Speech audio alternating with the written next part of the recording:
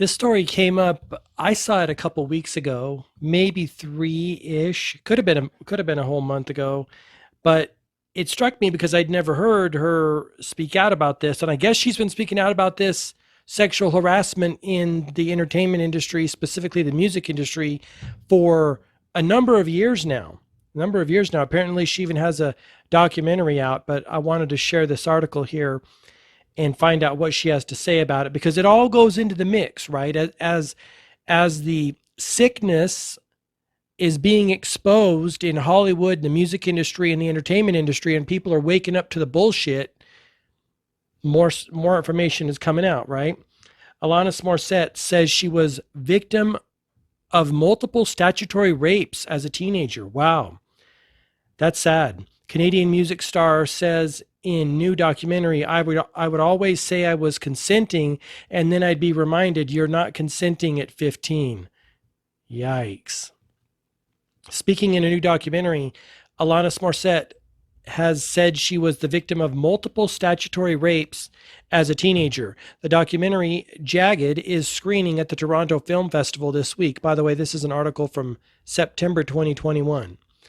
The Washington Post has reported that Morissette describes the attacks during the film. It took me years in therapy to even admit there had been any kind of victimization on my part, she says. I would always say I was consenting, and then I'd be reminded, like, hey, you were 15. You're not consenting at 15. Now I'm like, oh, yeah, they're all pedophiles. It's all statutory rape. Wow. Morissette, 47, does not identify the alleged abusers. She adds, I did tell a few people, and it kind of fell on deaf ears. It would usually be a stand-up, walk out of the room moment, you know. A lot of people say, why did that woman wait 30 years to report rape? And I'm like, fuck off. Of course. Yes, of course. Let me just talk about this for a moment. They say, and you know who they are, leftists, woke individuals, they say, oh, we're all about women. Oh, we really, really care. But if you really, really cared, there would be no amount of time that would be too long for you to do something about it, right? So it's all bullshit. And then people ask me why I'm so jaded. Well, I'm jaded because there's a double standard. They're talking, they're saying one thing, but their actions are clearly showing me they do not care, right? When you're letting a man compete with a woman in, oh, I don't know, volleyball or swimming or basketball, I don't know if that's happened yet, or whatever. When you're letting a man, weightlifting, I mean, that clearly shows me your actions are not aligned with your words. You do not care about women, right? If you're going to allow a man to compete with a woman and potentially hurt her, right? Not that there aren't some badass women out there. You and I know there are, but come on, give me a break, right? They don't wait 30 years. No one was listening, or their livelihood was threatened, or their family was threatened, right? See, that's the problem. If they speak out against the machine, then they'll never work again. You know, then they'll be branded as a person like that. So the best bet is to, one, never get into the machine, forge your own way, do your own thing, build your own thing. Hollywood and that industry is coming down. Like, their time is done. They're sick, they're corrupted. It's already, the wheels are in motion. You've seen it. Disney's losing billions. Movies that are portraying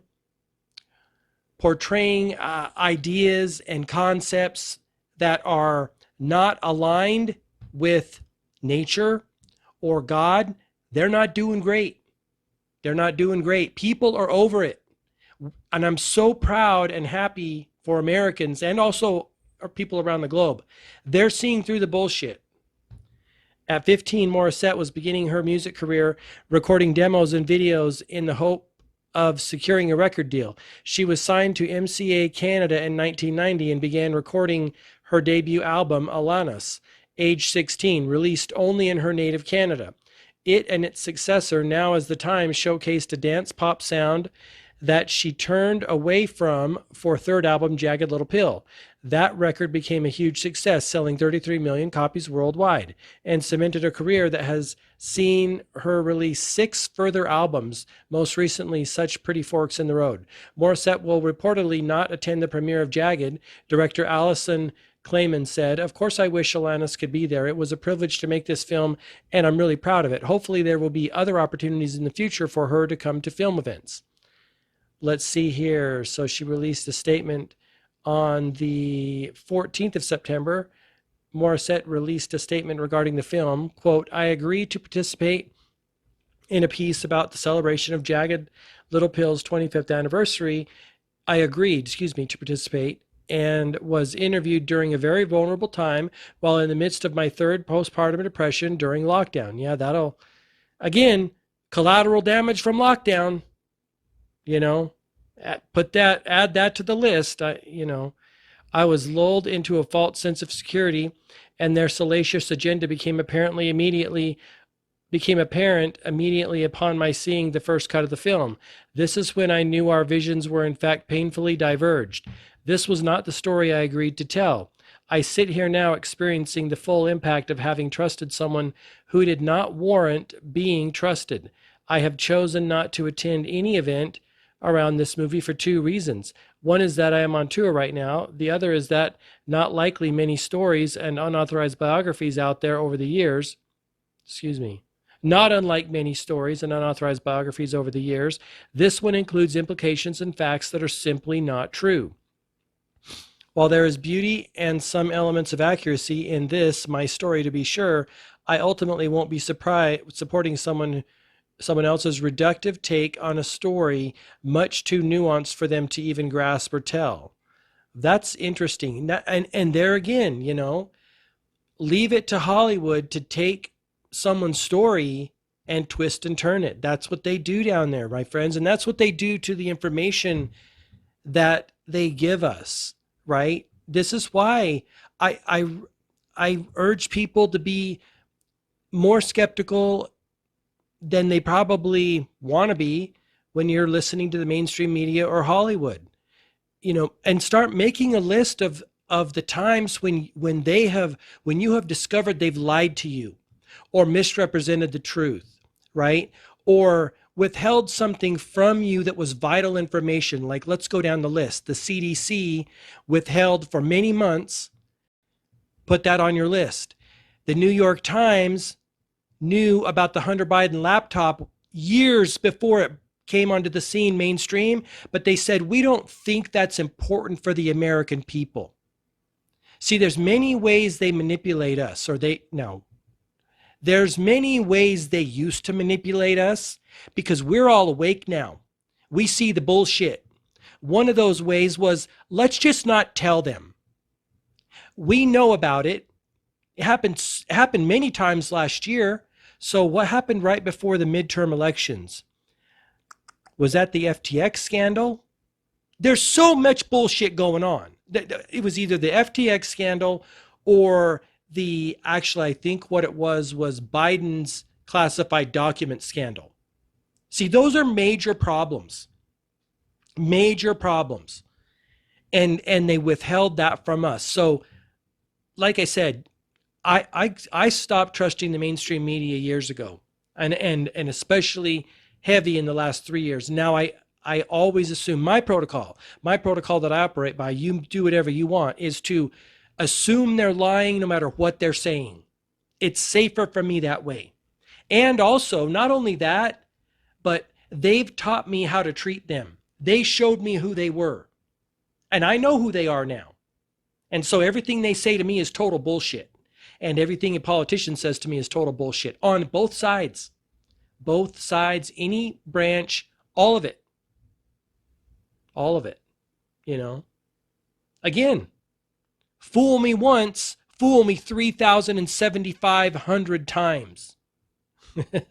So, you get the idea, right? How many times do Americans need to be bullshitted before they wake up?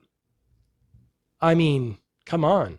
Let me see how much longer this is. Oh, we're almost done. Okay, so let's continue here.